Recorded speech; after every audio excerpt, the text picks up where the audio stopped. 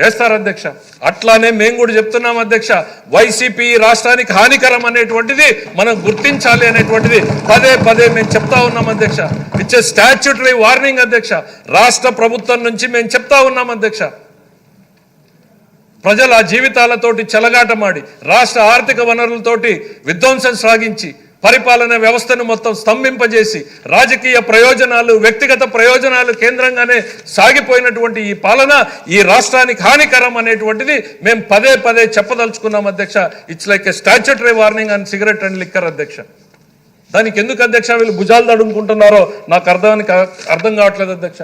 ప్రజలకు ఏం జరిగింది డ్యామేజ్ అనేటువంటిది తెలియాల్సినటువంటి బాధ్యత లేదా అధ్యక్ష? వాళ్ళ ప్రజలకు చెప్పాల్సినటువంటి బాధ్యత మా మీద ఉంది, తెలుసుకోవాల్సినటువంటి అవసరం ప్రజలకు ఉంది అనేటువంటిది ఈ సందర్భంగా చెప్తా ఉన్నాం అధ్యక్ష. అందుకే చెప్తున్నాం, ఈ సమాజానికి రాష్ట్రానికి వైసీపీ అనేటువంటిది హానికరం కాబట్టే మళ్ళీ మళ్ళీ మళ్ళీ ఆ అంశాలని గుర్తు చేస్తూ ఉన్నాం. సిగరెట్ తాగొద్దు అని పెద్దలు ఎట్లా చెప్తారో మేము కూడా అదే రకంగా 10 సార్లు చెప్పదలుచుకున్నాం. ఇక్కడ ఉన్నటువంటి శాసనసభ్యులందరినీ కూడా కోరుతా ఉన్నా అధ్యక్ష, ఇది పదే పదే మనం ప్రజల్లో చెప్పాల్సినటువంటి అవసరం ఉంది అధ్యక్ష. మానేయమని చెప్తే మానేయరు అధ్యక్ష. సిగరెట్ని క్యాన్సర్ వచ్చిన తర్వాత ప్రజలు ఆలోచిస్తారు అధ్యక్ష. ఇప్పటికే ప్రజలు ఒక రకంగా ఆలోచించారు కాబట్టి కూటమికి పట్టం కట్టారు అనేటువంటిది నేను చెప్తున్నా అధ్యక్ష. ఇవన్నింటికి సమాధానాలు వాళ్ళు ఏం చెప్తున్నారు అధ్యక్ష? మాకు టైం ఇవ్వడం లేదు. రండి అధ్యక్ష, రమ్మని మళ్ళీ చెప్తున్నా అధ్యక్ష. మీరు అనుమతిస్తే నా సమయాన్ని తగ్గించుకుంటాను అధ్యక్ష. ఇక్కడ ఉన్న సభ్యుల్ని అనుమతిని తగ్గించుకుంటాం. వచ్చి ఏం మాట్లాడతారో మాట్లాడమనండి అధ్యక్ష. రారు అధ్యక్ష, రాలేరు అధ్యక్ష. నేను మళ్ళీ చెప్తున్నా, ఈ సభకు వాళ్ళు రాలేరు అధ్యక్ష. ఎందుకనంటే వాళ్ళ పాపాలు, చేసినటువంటి పాపాలు వాళ్ళని వెంటాడుతూ ఉన్నాయనేటువంటిది ఈ సందర్భంగా గుర్తు చేస్తున్నా అధ్యక్ష. రాష్ట్రంలో ఎక్సైజ్ ఆదాయాన్ని తాకట్టు పెట్టలేదా అధ్యక్ష? వీళ్ళు ప్రభుత్వ ఆస్తుల్ని తాకట్టు పెట్టలేదా అధ్యక్ష? రైతు బజార్లని, కలెక్టరేట్లని, మీకు ఎంతో ప్రతిష్టాత్మకంగా ఉండేటువంటి విశాఖపట్నం సర్క్యూట్ హౌస్ని, ఇవన్నింటినీ తాకట్టు పెట్టలేదు అధ్యక్ష. ఆ రోజు పిఎస్సి చైర్మన్గా మేము అనేక అంశాలు లేవనెత్తితే అవహేళన చేశారు అధ్యక్ష. ఆ రోజు గవర్నర్ గారిని కలిసి మేము చెప్పామని, ఆఖరికి గవర్నర్ గారికి రాజ్యాంగం కల్పించినటువంటి రక్షణని కూడా తొలగించేలా వీళ్ళు జీవోలు ఇష్యూ చేశారు అధ్యక్ష. గవర్నర్ గారి మీద కూడా డబ్బులు వసూలు కోసం కేసులు పెట్టొచ్చు అనేటువంటి విధంగా వీళ్ళు అగ్రిమెంట్లు చేసుకున్నారు అధ్యక్ష. మేము ఇవన్నీ ఎత్తి చూపిస్తే ఆనాడు కేంద్ర ప్రభుత్వం లోతుగా పరిశీలించింది అధ్యక్ష. నివ్వెరపోయింది అధ్యక్ష.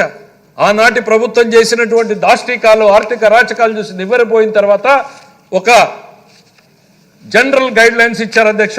ఇది ఇట్లానే వదిలేస్తే ఈ ఆర్థిక అరాచకం దేశం మొత్తం కూడా పాకుతుంది అనేటువంటి ఉద్దేశంతో కార్పొరేషన్ల ద్వారా తీసుకునేటువంటి అప్పుల్ని కూడా రాష్ట్ర ప్రభుత్వ అప్పులుగానే పరిగణిస్తామనేటువంటిది సర్క్యులర్ జారీ చేశారు అధ్యక్ష. ఇది వీళ్ళు చేసినటువంటి పాపాల ఫలితం కాదా అని నేను అడుగుతా ఉన్నా అధ్యక్ష. ఇవాళ ఈరోజు రాష్ట్రంలో విధ్వంసం జరిగింది అనేటువంటిది వాస్తవం అధ్యక్ష. 3 స్లైడ్లు తమరు అనుమతి వేయాలనుకుంటున్నాను అధ్యక్ష. కేవలం 3 స్లైడ్లు. ఎందుకనంటే అధ్యక్ష, నిజంగా ఏం జరిగింది, మనం ఎక్కడున్నాం అనేటువంటిది ఒకసారి మనల్ని మనం చూసుకోవాల్సినటువంటి అవసరం ఉంది అధ్యక్ష. మన కంపారిజన్ తెలంగాణతో మనం పోల్చుకోకపోయినా ఒక రెఫరెన్స్ పాయింట్గా పెట్టాను అధ్యక్ష. ఒక ఫస్ట్ స్లైడ్ అధ్యక్ష, స్టేట్ ఓన్ రెవెన్యూ చివరి కాలం చూడమంటున్నా అధ్యక్ష. మన రాష్ట్రానికి మనం సంపాదించుకునేటువంటి ఆదాయం అంటే మన కమర్షియల్ ట్యాక్స్, ఎక్సైజు, మైనింగు ఇవన్నీ కలిపితే మనం ఎక్స్పెక్టెడ్ 1,00,000 బడ్జెట్ 24-25 అధ్యక్ష. గత దాంది మనది రివైజ్డ్ ఎస్టిమేట్ ఇచ్చాం. తెలంగాణది బడ్జెట్ ఎస్టిమేట్, ఎందుకంటే అవి ఆడిటెడ్ ఫిగర్స్ అవే అందుబాటులో ఉన్నాయి కాబట్టి 1,01,985 కోట్లు మన ఆదాయం అధ్యక్ష. గత సంవత్సరం అంటే 1,02,000 కోట్లు మన ఆదాయం అనుకోండి అధ్యక్ష. మన జీతభత్యాలకు ఎంత ఖర్చు పెడుతున్నాం అధ్యక్ష? 89,008 కోట్లు, అంటే దాదాపు 90,000 కోట్లు. 90% of our income we are paying on the salaries and pensions అధ్యక్ష. పెన్షన్స్ అంటే కేవలం ఉద్యోగులు మాత్రం అధ్యక్ష, మరి వృద్ధులకి పెద్దలకు ఇస్తున్నటువంటి పెన్షన్లు కాదు అధ్యక్ష. 90% మనం రాష్ట్ర ప్రభుత్వం స్పెండ్ చేస్తుంది అధ్యక్ష. పక్కన ఉన్నటువంటి తెలంగాణను తీసుకోండి అధ్యక్ష. వాళ్ళ స్టేట్ ఓన్ రెవెన్యూ 1,73,389 కోట్లు ఉంటాయి అధ్యక్ష.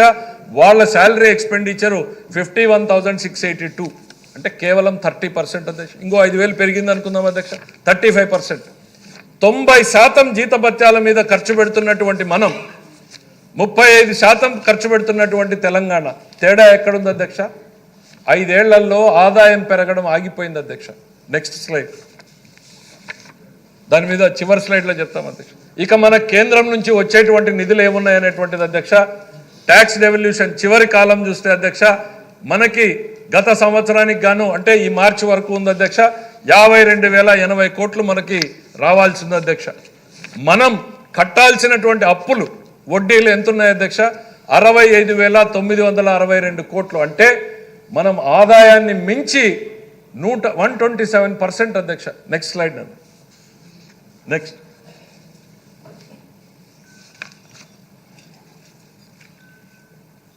రెండు కలిపింది కాదు, రెండు కలిపిన స్లైడ్ ఉంటుంది.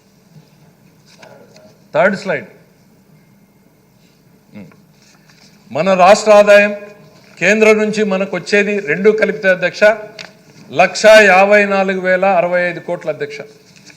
మనం జీతభత్యాల మీద ఖర్చు పెడుతున్నది, మనం వడ్డీలు కడుతున్నది, అప్పుల అసలు కడుతున్నటువంటిది 65,000 కోట్లు తీస్తే అధ్యక్ష ఈ రెండింటినీ కలిపితే 1,54,971 కోట్లు. అంటే మనకు వచ్చేటువంటి ఆదాయం పూర్తిగా దానికి సరిపోయి ఇంకా 1% తక్కువ ఉన్నాం అధ్యక్ష. మనం కేవలం జీతభత్యాలు అప్పులు వడ్డీలకు మాత్రమే సరిపోతూ ఉంది అధ్యక్ష.